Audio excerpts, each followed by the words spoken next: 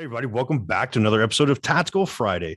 You heard from him this past Monday, and I am blessed to be bringing Brett Knopf back to the show. And we're going to talk a little bit more about his expertise in building, recruiting, and helping others with sales teams.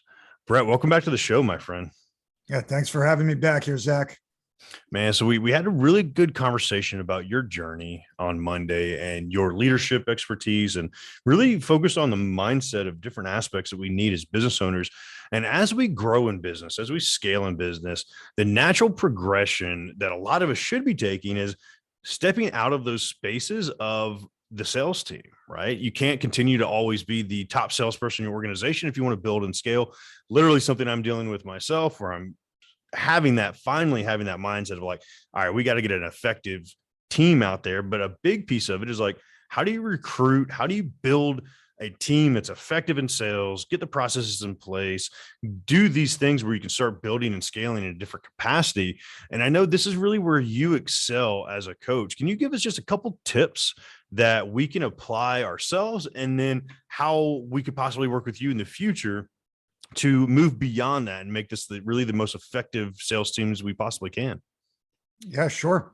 So to me, it's about identifying what your top people are doing. And I don't mean top people strictly in terms of sales productivity, but what are they doing from a leadership perspective in their roles? Are they taking on that mentorship role organically?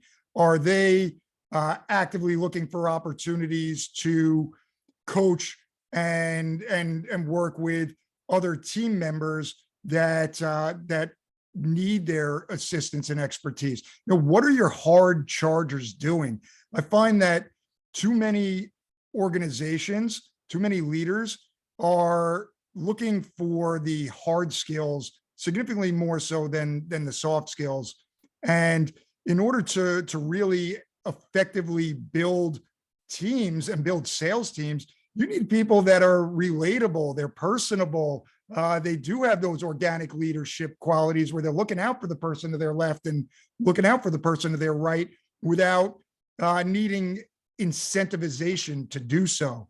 So, really recognizing what your hard chargers are doing, and then crafting your recruiting copy, crafting your recruiting pitch, crafting your interview process to identify those same characteristics is really the easiest and most successful path to getting the right people in the door to begin with that are going to fit in well with the pre-established culture of fun, collaboration, and productivity, so that you're not just churning and burning.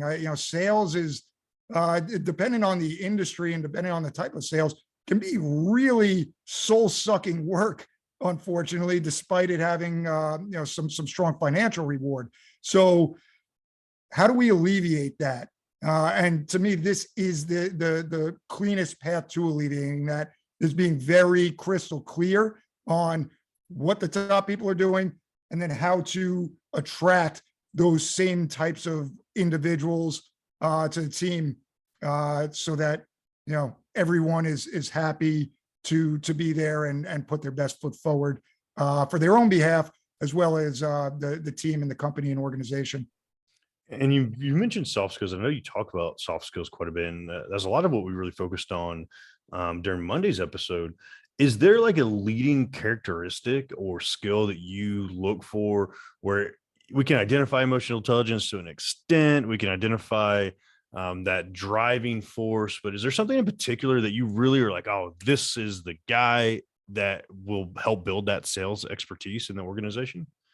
Yeah, I would say, well, actually two things. One is empathy. Do you actually care about other human beings first and foremost?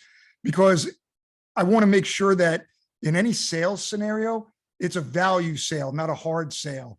So having that empathy and interest in other people allows you to ask questions, to actively listen, so that you can provide the very specific solution to whatever that issue is that your customer is trying to solve for. So in the absence of that, and that goes into the second point, integrity. Integrity to me is one of the top foundational soft skills that people need to have in order to have a happy and successful life, and generate success in business. Because on a long enough timeline, if you're bullshitting people, if you're just trying to slither around, figure out what pocket that guy's wallet in so I can pluck it, take his credit card out, swipe it without him noticing, that is diminishing returns. That may work for a minute, but that's not what's going to get it done long term. So I'd say empathy and integrity are the things that I personally value most in human beings, let alone in building sales organizations. I love that piece of it because I know as a salesperson myself, as a business owner, we all should be a salesperson or consider ourselves salespeople, right? Especially as coaches, man, where we have to understand that. And I think a big piece of it is in the integrity space. And I know as a coach, me personally, I hire coaches based on their experience, right? I have a business coach, and my thing with him was he's done this, this, and this. Hey, I want to do that. So I hired the guy. And when he and I had a conversation, because I've been less intelligent in my hiring of coaches in the past, my very first business coach had never built a business before, but had this certification in this curriculum that's like, yep, I can teach you to build a business. I'm like, okay, yeah, it makes sense, right? In my mind, it makes sense. Oh, there's this curriculum. That's cool. Years ago, right? You can laugh about it. It was pretty bad. I'm in the same boat. I'm not laughing because I did the same exact thing. It's like a rookie mistake, right? Rookie mistake. You're like, oh, they're certified as a coach, so I know they've got to. And then what I recognized in the first month of working with the person, I had already exceeded business success past where that person had been or was at that time. I'm like, this doesn't make sense. Why are you coaching me and you've never done? So like asking those questions for me was a big piece. But flip side, as a coach now, I'm not going to tell people, hey, I can coach you on something I know nothing about. Like, to me, that integrity piece is like, and you see it in the coaching space, because I feel like the coaching space has been bastardized very heavily over the last couple of years, especially, where it's like, oh, yep, I can help you create rainbows and da da da da. And it's like, you've never created a rainbow in your life, but you're going to teach somebody else to do it. It doesn't work like that. But that integrity piece, I think, is key.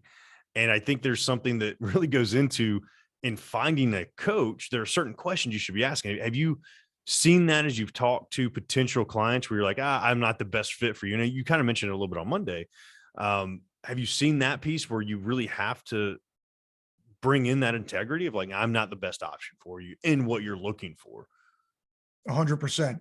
I never would, never will, never have worked with anyone where I am just saying that I'm going to be able to do something that I either haven't done myself or haven't coached other people on how to do successfully. It's just wrong to me. So a huge part of my value offering is the fact that because I do care about other people, and because I do love just talking to other people, I've been fortunate enough to generate a tremendous network of individuals that, again, if I'm not the guy for you, through my own admission of inability to solve for that particular challenge that you're having, or through you saying, hey, I don't like, the fact that you shave your beard and to make your jawline look better. I'd rather go with someone with a more natural jawline. I want to make sure that I've got the opportunity to point them in the right direction. Everyone needs help in some capacity. And if we're having a conversation and I'm able to identify that, let me position you properly to have that, whether it's with me or not. So let's find that people respect that, and respect is another one of those foundational elements to life and business. If people respect that, and as a result, you end up, whether they work with you or not, they're going to be the guys that refer people to you anyway, because they're like, this guy, he helped me, even when it wasn't directly benefiting him. Yeah, I think that's so key, so huge, man, because people, and I know it, man. I think we've all been there to some extent. You say yes because you're just like sales, right? Just say, yes, yes, we can do it. Yes, we can do it. Yes, we can do it. And at one point, that's what was taught. You never say no. You just say, yeah, we can do it. And then to me, that's so far out of alignment and becomes so far out of alignment, depending on what you're doing with business. It can take you so far out of what you want to do in the business, but then you're also like, oh crap, I got to figure out how to do this real quick. Right. And you become not the best option. So I know I've been there, and a lot of people want, need those sales. They need that money to get flowing, but it's a big piece to like we talked about, right? The integrity piece is so important to maintain, because when you do that, the respect level goes up so quick for you, man. So I love that you brought that about, especially on the sales side, because it is one of those that I think could be much better in our society with sales, where that integrity comes more forefront. And I want to give the audience an opportunity yet again to reach out, connect, see some of this content, learn a little bit more. I know you have a couple training and coaching classes that they can go through, programs they can go through. Can you talk to us a little bit about that and what the best way to reach out to you is? Sure. Yeah. So, I've got a few different arms of my business. We have the one-on-one coaching where we, take that immersive dive into what you are looking to solve for, help you clearly identify those goals, those sticking points, and create the strategies and action plans to drive linearly towards those outcomes. And, part of that ends up being teaching people how to sell with integrity. That's a huge part of things, and not just sales in a business sense, but how to do that in your day-to-day life, whether that's with your spouse, your children, the local grocer, whatever the case may be. So that's one. I also consult with organizations, so helping them do the things that we talked about here, identify who their top performers are, really crystallize their interview and recruiting process, put the systems in place to have that ongoing training and development, and build strong, fun, collaborative, productive teams. So I work with organizations in that capacity. I have sales and leadership courses, 4-week courses that you can see on my website, knopfknowssolutions.com. And beyond that, I also do some small group coaching with people that are looking to level up in mindset, time management, organization, sales, leadership. These are just things that, as I've mentioned, have a permeating effect into all areas of life and business. So, you can find me through my website, book a consult call, just text me or call me directly, 551-404-4060. I just want to help, so, and I get a lot of value out of talking to other people and hearing about their journeys, their triumphs, their challenges. So you'd be doing me a favor by the same token, even as I'm actively trying to help you. I love it, Brett. You're the man. I appreciate these tactics for us today, all the wisdom you've brought to the show as a whole. Definitely encourage the audience, reach out, connect with Brett. He's just an amazing dude, and figure out a good way to synergize together. Brett, thank you so much for your time, my friend. Zach, thank you for your time. This was great.